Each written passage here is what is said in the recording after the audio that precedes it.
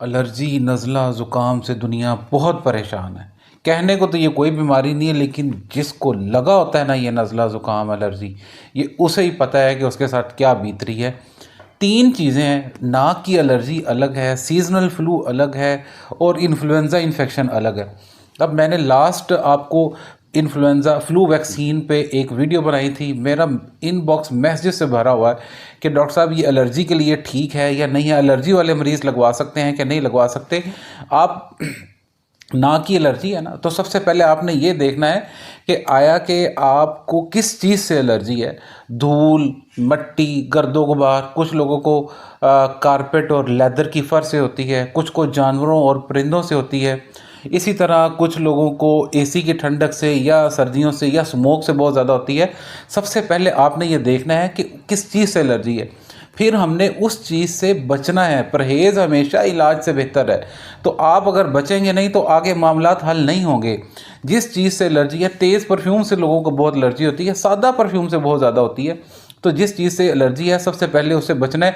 बचना कैसे है? 3 चीज़ें डाइट के अंदर ऐसी आपको बताने लगा हूँ जिससे आपकी क़ुव्वत मुदाफ़त इतनी ज़बरदस्त हो जाएगी कि आप ये छोटे मोटे इन्फेक्शन आपको तंग नहीं करेंगे। पहले नंबर पे यह है कि आप यखनी ज़रूर इस्तेमाल करें।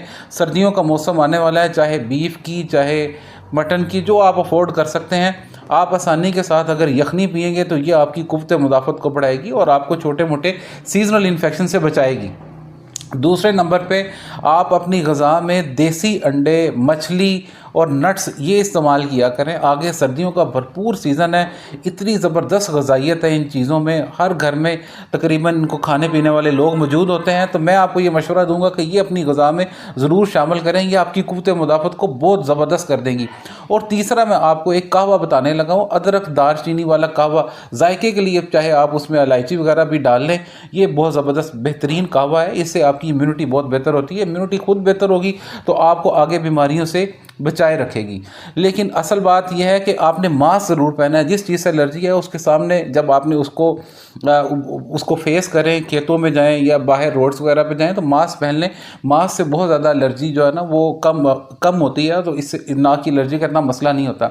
मैं अब आपको एक ऐसी वर्जिश बताऊँगा जिससे अगर आपका नाक बंद है तो वो खुल जाएगा, लेकिन वो वर्जिश उन लोगों को पता चलेगी जो इस पेज को फॉलो करेंगे, जो इस पेज को सब्सक्राइब करेंगे, उनको वो मेरी अगली वीडियो नज़र आएगी। इससे पहले कि सर्दियां आए तो जल्दी जल्दी आप ये नज़ला ज़ुकाम से बचने वाली जो मेरी वीडियोज़ हैं वो सारी जल्दी से देख लें।